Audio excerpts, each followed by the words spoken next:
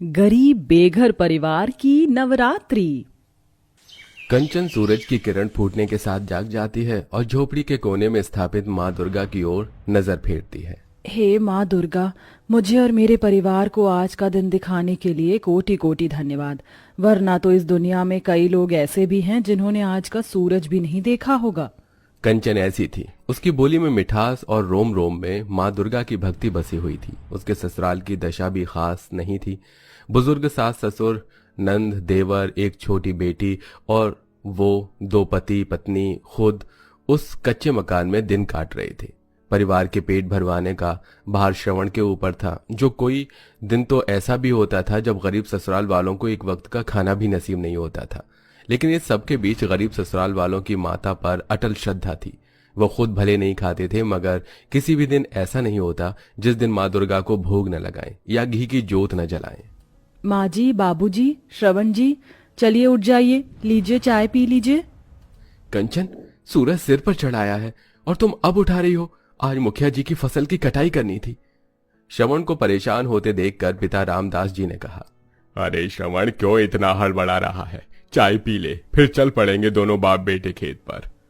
श्रवण के बापू, थोड़े दिनों में माँ दुर्गे की 9 दिनों की नवरात्रि व्रत आरंभ हो रहे हैं। मैया की स्थापना के लिए सामान चाहिए होगा। चिंता मत करो भाग्यवान, आज मुखिया जी की खेती की फसल काटने के बाद जो पैसे मिलेंगे उससे सामान ले आएंगे। और माता रानी की दया कृपा से हमने जो अपनी जमीन पर खेती की है, इस बार वो खूब फली है। खूब सारे अनानास, अनार, नारियल उगे हैं। इस बार नवरात्रों में फल बेचकर अच्छी कमाई हो जाएगी। तो सबसे पहले अपना घर पक्का करवा लेंगे और फिर कोई अच्छा सा लड़का देखकर आशा के हाथ भी पीले कर देंगे।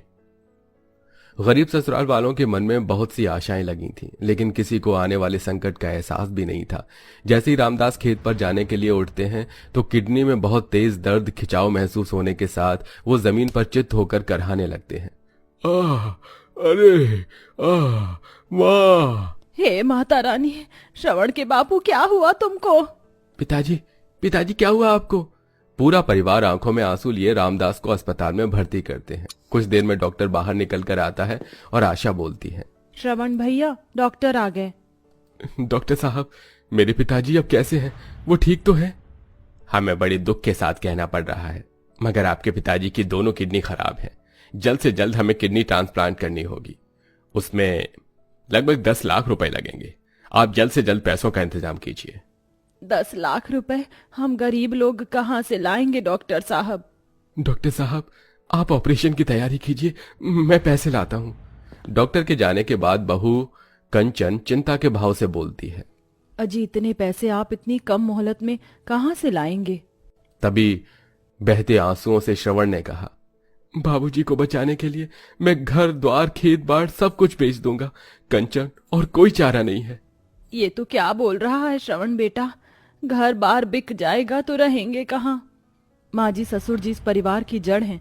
इस वक्त उन्हें बचाना बहुत जरूरी है। माता रानी ने चाहा तो घर तो फिर बना लेंगे हम। सब कुछ बेचकर श्रवण पैसे जमा करता है और रामदास का ऑपरेशन होता है। पर अब पूरा गरीब ससुराल बेघर होकर सड़क पर आ चुका था। कंचन के हाथों में माँ दुर्गा की मूर्ति थी और सब सिर पर गठरी उठाई चले जा रही थी। पूरी सड़कों में नवरात्रि के उपलक्ष्य में साज सजावट हुई थी। रंग बिरंगी लड़ी जगमगा रही थी। बाजार भी लाल चुनरी, नारियल, फल फूल, मालाओं से सजकर तैयार खड़ा था। हर कोई नवरात्रि आने का उत्सव मना रहा था। लेकिन गरीब बेघर ससुराल वालों की सूरत पर दुखाली छाई थी। तभी छोटी सी बच्ची देवी ने कहा, माँ, मेरे पैर में कंकर पत्थर चुभ रहे हैं, गोदी में उठा लो ना मुझको। बिटिया, मेरे हाथों में माँ दुर्गा की मूर्ति है, थोड़ी दूर और चलो। देवी, आजा मेरी प्यारी भतीजी, चाचा की गोदी आजा। भटकते भटकते बेसहारा गरीब परिवार एक मंदिर की सीढ़ी पर थक हार कर बैठ गई। तभी दहकते दिल से बूढ़ी सत्यवती कहती है, क्यों माँ दुर्गा, आखिर आपकी भक्ति करने में हमने कौन सी ऐसी भूल कर दी जो इस नवरात्रि के पावन त्योहार के बीच हमको बेघर कर दिया? माँ, क्यों इतने दुख दे रही हो? माँ जी, माता रानी जी भी कभी कभी अपने जिस भक्तों से प्रेम करती हैं ना, उसकी परीक्षा भी लेती हैं। ये घड़ी भी टल जाएगी। कल से नवरात्रे शुरू है, हमको अपने लिए ठिकाना बनाना होगा। इतने में पंडित जी आकर गरीब ससुराल वालों की बिगड़ी दशा देखकर उन्हें दुत्कार कर भगाने लगते हैं। अरे घर बसा नहीं और भिखारी पहले आ गए। नवरात्रि कल से शुरू है और इन भिखारियों ने आज ही से लाइन लगा ली, सीढ़ी पर लाइन लगा ली है। चलो भागो यहाँ से। अपमान से भरकर गरीब परिवार वाले आगे बढ़ते हैं, जहां रोड साइड गरीब तबके के लोग तिरपाल के सहारे छोटी मोटी झुग्गी डालकर रह रहे थे। तभी रामदास ने कहा, अरे इससे आगे और कहाँ जाएंगे, मुझसे ज्यादा चला फिरा नहीं जाएगा, यहीं पर रह लेते हैं। फिर गरीब ससुराल वाले जुगाड़ लगाते हैं। सास बहू उस जगह की सफाई करती हैं तो नंद देवर लकड़ी लाते हैं और श्रवण कहीं से बड़ा सा तिरपाल खरीद लाता है, जिससे टेंट तैयार करके वो रहने लगे। अगले दिन थोड़े बहुत में ही वो कलश स्थापना करते हैं और हाथ जोड़कर शामिल होते हैं। हे दुर्गा मैया, आप तो हमारी परिस्थितियों को देख रही हैं। हमारे पास आपको भोग लगाने के लिए पंचमेवा नहीं, ये तुलसी का पत्ता और शक्कर है। स्वीकार करो मैया। भोग लगाकर बहू भर्राई आंखों से जयकारा लगाती है। जयकारा माँ शेरावाली दा, बोल साचे दरबार की जय। अच्छा माँ कंचन, मैं काम की तलाश में जा रहा हूँ, आप दोनों प्रार्थना करना। जाइए जी, दुर्गा मैया आपके साथ है। श्रवण भैया, मैं भी आपके साथ चलता हूँ। अरे पगले, मैं कर लूंगा सब, अपने भाई पर भरोसा रख। जानता हूँ भैया, आप अकेले सब कर लेंगे, लेकिन मैं भी तो इस घर का छोटा बेटा हूँ, मुझे भी करने दीजिए। दोनों भाई मुकेश श्रवण काम की खोज में जाते हैं। इधर ससुराल वाले उपवास में थे। देखते देखते शाम गुजर गई। लगातार भूखा रहने से सास की तबीयत बिगड़ जाती है। माँ जी, आप ठीक तो हैं? पूरा दिन ऐसे ही बीत गया, इसीलिए तबीयत बिगड़ गई। आशा, माँ जी का ख्याल रखना, सांझ हो रखी है, मंदिर में आरती हो रही होगी, थोड़ा तो प्रसाद मिल जाएगा। मन में आशा का दीपक जलाए गरीब बहू बेटी के साथ मंदिर में आती है, जहां दोनों को एक एक लड्डू मिलता है और पूरा ससुराल उसी से थोड़े में थोड़ा खाकर व्रत खोलता है। श्रवण जी, आप काम देखने गए थे, कोई काम बना? हाँ, बड़ी मुश्किल से एक जगह फूल उतारने का काम मिला। सेठ ने हम दोनों भाइयों को 20 रुपए दिए हैं। कोई नहीं, इतने में कल तो माता को भोग लग जाएगा, मगर देखते ही देखते वक्त कैसे गुजर जाएगा और नवरात्रि आ जाएगी, पता भी नहीं चलेगा। कन्या पूजन कैसे करवाएं, कौन आएगा कंजक खाने के लिए, हम गरीब ससुराल वालों के टेंट में। तुम ही तो बोलती हो ना कंचन, दुख में केवल दुर्गा माँ पर धीरज रखना है, सब ठीक हो जाएगा।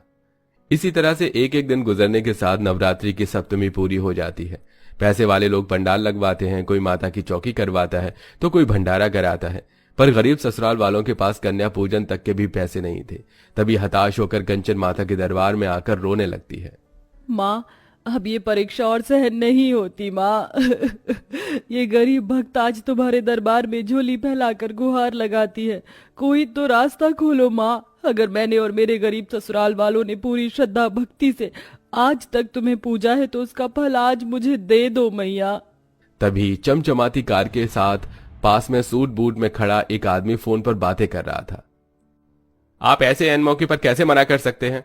मैंने आपको पूरे 1 सप्ताह पहले लड्डू बनाने का ऑर्डर दिया था, अब उसे कौन पूरा करेगा? बिना वक्त गवाई कंचन उसके पास आती है। जय माँ दुर्गा की। भैया, आप कहें तो मैं और मेरा परिवार मिलकर 100 किलो लड्डू का ऑर्डर पूरा कर देगा। अगर आप ये कर दें तो बड़ी मेहरबानी होगी। ये 20,000 रुपए एडवांस के लिए रखिए। एक्चुअली हर साल मैं नवरात्रि में माता के मंदिर में भंडारा करवाता हूँ और गरीबों में लड्डू बंटवाता हूँ।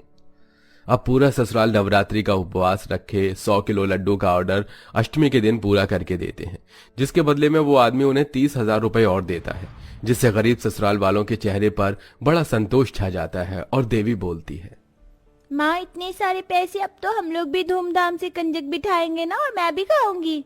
हाँ मेरी प्यारी देवी, दादी माँ तुझे भरपेट हलवा पूरी खिलाएंगी। माँ जी, अब कल माँ दुर्गा का कंजक हमको इसी तिरपाल में बिठाना होगा, क्योंकि मूर्ति की स्थापना यहीं की थी। 9वें दिन पूरे नियम से गरीब सास बहू तिरपाल के बाहर चूल्हा डालकर प्रसाद बनाती है और ससुर पति नंद 9 छोटी लड़कियों को ले आते हैं, उनके पैर धुलाते हैं, टीका लगाते हैं और भोजन करवा के विदाई करते हैं। अंत में बेघर ससुराल वालों को नवरात्रि के फलस्वरूप उनका खोया हुआ घर भी वापस मिल जाता है। तो दोस्तों, इसीलिए तो माँ दुर्गा को दया का सागर कहा गया है। अगर आप माँ दुर्गा के प्रति सच्चा प्रेम और निष्ठा रखते हैं तो कमेंट में जय माता दी जरूर लिखिए।